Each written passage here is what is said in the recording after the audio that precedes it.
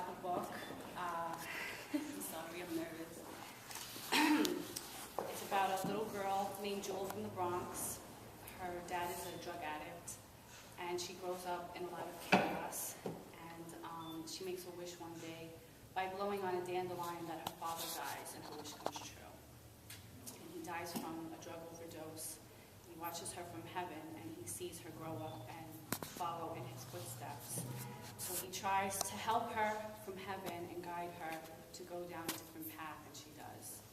And she has one more wish. She starts praying to his picture, and he's able to help her make this wish come true. I'm not going to tell you what it is because you have to buy the book. But it's a beautiful story. While the father is watching Jewel from heaven, he comes to believe in God. And while Jewel recovers, she also comes to believe in God. And when I won Rio, I won $3,000, and I was praying what to do with the money. And I took it and went to Israel with my church to do the footsteps of Christ pilgrimage. So writing this book has also helped me get closer to God. So I hope you enjoy it. These are the first 2 chapters, okay? This is from a little girl's point of view. Chapter 1, the Grand Concourse. On the corner of the Grand Concourse and 169th Street, Daddy tells the man behind the counter which 5-cent candies he wants. The clerk behind the bulletproof case fills up a brown paper bag. Daddy points to the Bazooka Joes, Sugar Daddies, and Lemon Heads. Then he picks my favorites, the Red Hots and Now and Laters. They speak in Spanish because the man is Puerto Rican like him. My sister and I don't understand what they're saying. We live on the north side of the Bronx with Mommy. Mommy always tells us to be careful when we visit Daddy. The south side of the Bronx is dangerous for little girls. The Grand Concourse is like a highway with cars speeding by. We can't jaywalk here like we do in other parts of the Bronx. An Eddie Palmieri song that Daddy loves blares out of a car passing by. When it stops at the red light, the sidewalk vibrates. Daddy sings along doing his salsa 2-step. Yellow brick buildings line the sidewalk. Almost every apartment has their black frame windows open. Celia Cruz screams, "Azúcar," from someone's stereo on the 4th floor.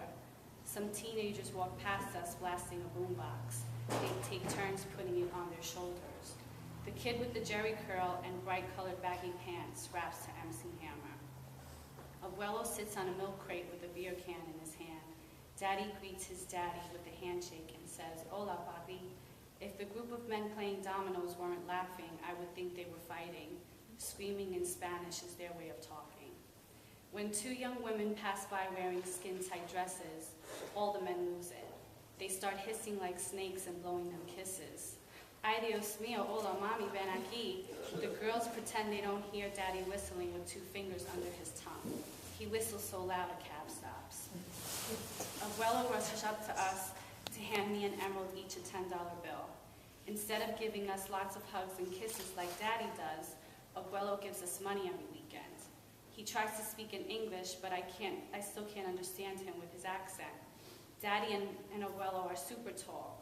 People say that they look alike, but I don't think so. Abuelo is darker than Daddy, and his face has a lot of wrinkles. Daddy's skin is smooth, and everyone tells him he's so handsome. Everyone says I look like him. I have his dark curly hair and his smile. Mommy says I have the devil horns just like him. Daddy drops my hand to open the cooler at his feet. He pops a can of beer open with one thumb. I wait for him to grab my hand again, but he never does. I look up at him and watch his Adam's apple bop up and down. He takes gulp after gulp of his beer while his other hand still holds on to my sister's. I blink away quickly so I won't cry. Emerald is everyone's favorite. Everybody still treats her like a baby, even though she's only 2 years younger than I am. When I was 6, Daddy never held my hand that long. Even then, everyone called me a big girl. Walking into the building, the courtyard is filled with bushes and vines. The square-shaped building lets me be a spy. When I look up, I can see into the apartments that don't have curtains.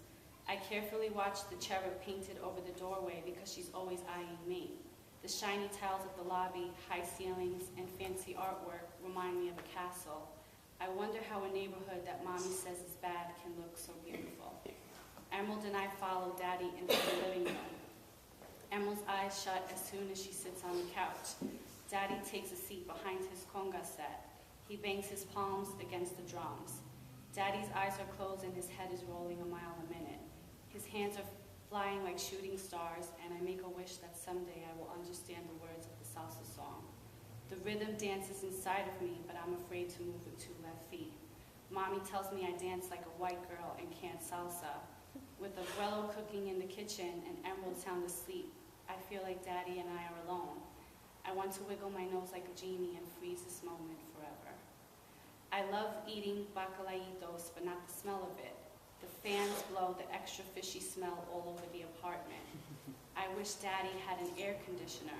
It's only May, but it feels like it's the middle of July. I watch Daddy carry the dishes to the sink.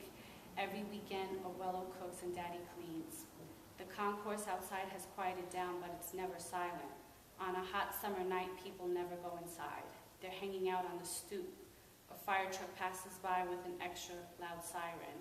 At Mommy's house, it gets so quiet we can hear the crickets in the bushes. I watch Abuelo get ready for bed. His bedroom is the size of a closet with no door.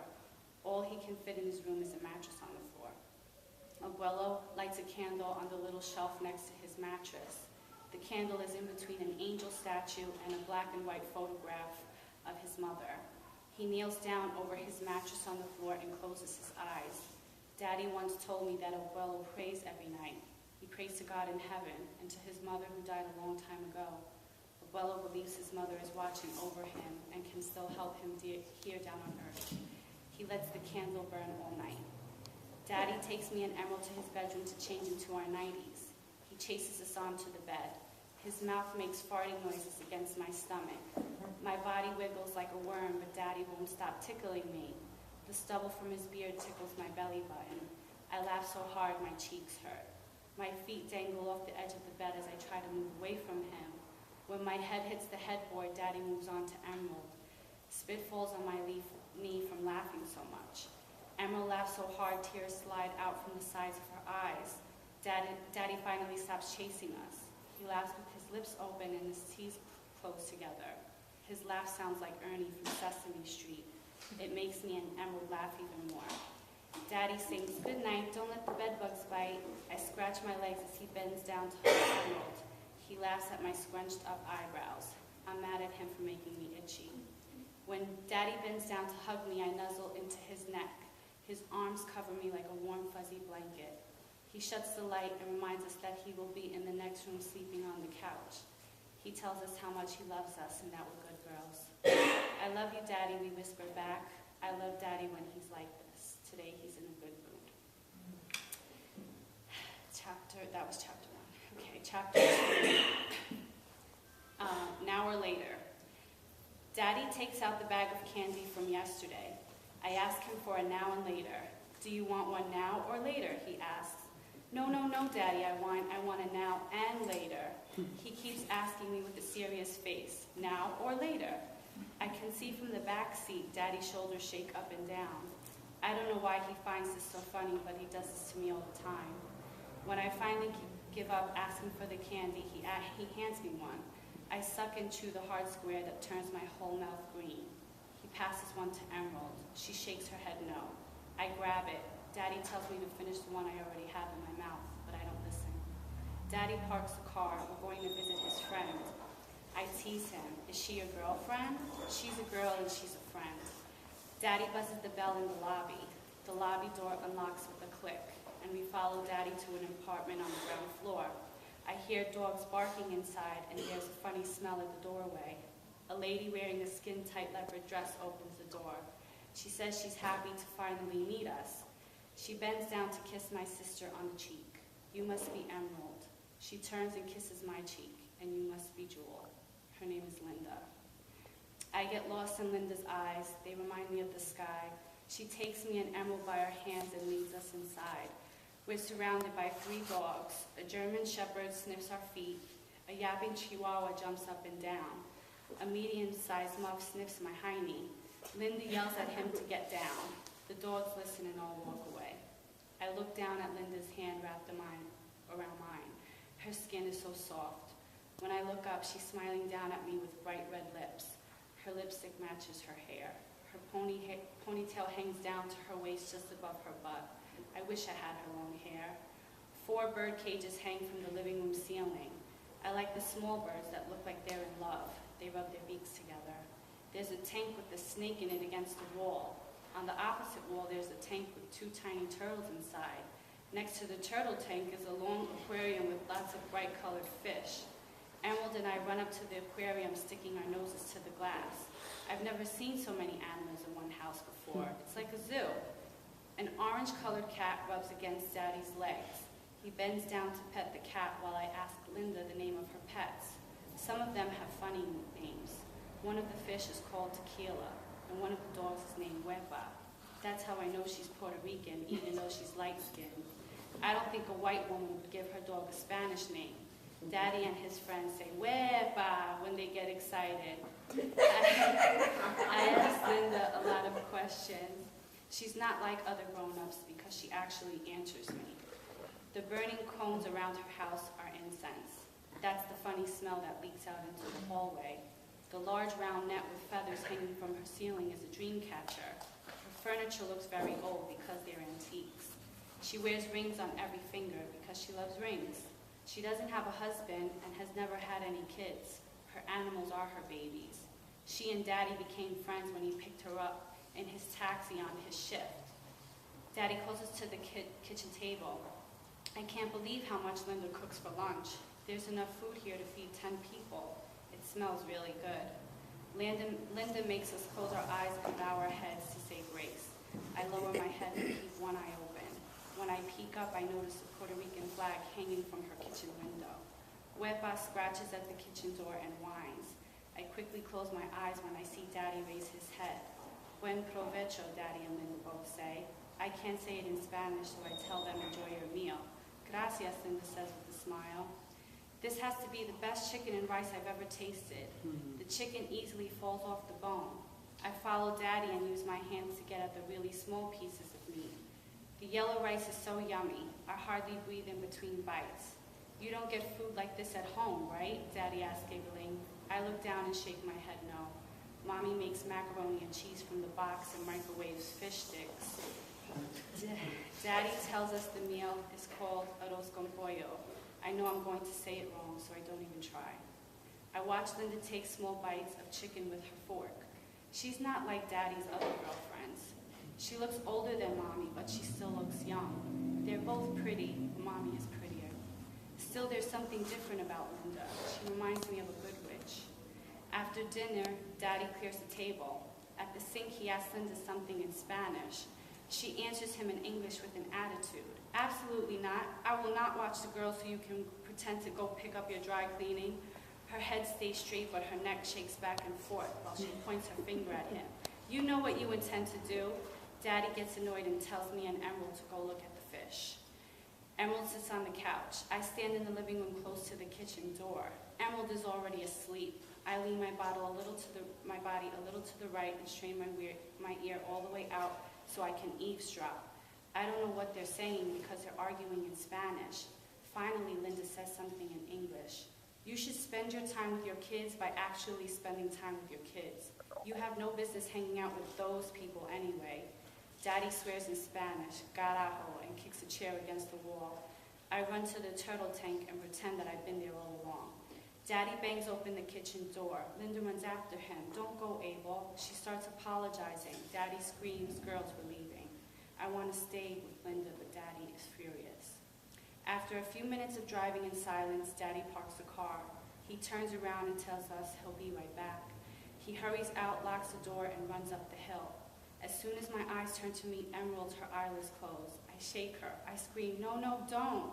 She's fast asleep. Tears stream down my face. Emerald, wake up. My scream turns into a whisper. Wake up. She can't hear me. No one can. Now I'm all alone again. A fire burns inside my tummy. The flames rise up my chest and spill out of my throat. I cry so hard it hurts. Daddy always does this. He leaves us alone in the car for hours. I lower my head and push Emerald down by her shoulders. This way no one can see that we're in the car. A stranger could see we're alone and kidnap us. I remember what Mommy said to do when this happens. I peek out the window and look for a street sign. I don't see any. There's a park on my right-hand side. On my left, there's a building that says 2335. I repeat 2335 over and over again while I slouch back down. 2335. I'm so tired, but I can't fall asleep. I have to keep a lookout for me and my sister. What if the car goes on fire and we can't unlock the doors? What if someone wants to steal the car? They could put a gun through the window and make me open the door. 2355. Emerald's neck is twisted. I try to straighten it out. Her neck twists again. I try to fix it 3 more times, but it doesn't work. 2355. Emerald doesn't feel anything and stays sound asleep. Her face is getting red. It's so hot in here. What if something happens to Daddy and he doesn't come back? How long will we be stuck in here before someone finds us? 2353. My back hurts from slouching, so I sit up a little. Some kids are playing basketball in the park. As I watch them, I feel less afraid. I want to play. Maybe I can go outside and play for a while. I can leave Emerald here since she's still sleeping. No one would even know that I'm gone. I'll make some new friends and get back to the car before Daddy does. 2355. I could stay out there. When Daddy comes back, he'll see me in the park. He'll feel bad for leaving us alone in the car. He'll see how dangerous it is. He'll realize that I get scared and bored. Next time he'll take us with him. 2053. That'll never happen. If I'm not here when Daddy comes back, he'll be so mad. I'll get into so much trouble. He'll spank me. Then he'll tell Mommy and I'll get in even more trouble. Maybe I can find my way back to Linda's apartment. Why didn't Daddy just leave us there? I know she would have let us stay. 2053. There are 2 voices inside my head like in the Bugs Bunny cartoons. A devil appears on one shoulder and an angel on the other. One voice tells me to stay in the car. The other voice tells me to go play in the park. I want more than anything to get up and leave the car. Just when the loud voice tells me to stop being such a scaredy cat, Daddy appears out of nowhere. Emerald wakes up as the car door opens. I sit up and wipe my face. I want to ask Daddy where he went. I want to tell him how scared I was. I want to tell him about playing basketball, but I know that I can't. He has his mean look on. I watch the street signs pass as we drive by them, but I can't remember any of their names. At a light, Daddy falls asleep on the steering wheel. He wakes up when the car behind us beeps their horn. All the cars behind us drive around us. They pass by, giving Daddy dirty looks. The light turns red again. Daddy fights to stay awake as his head slowly nods up and down. When I tell Daddy to drive, he yells at the top of his lungs. Daddy turns into a monster with red eyes. As I look over at Emerald, she's asleep again. I search for a street sign. I hate Daddy when he's like this.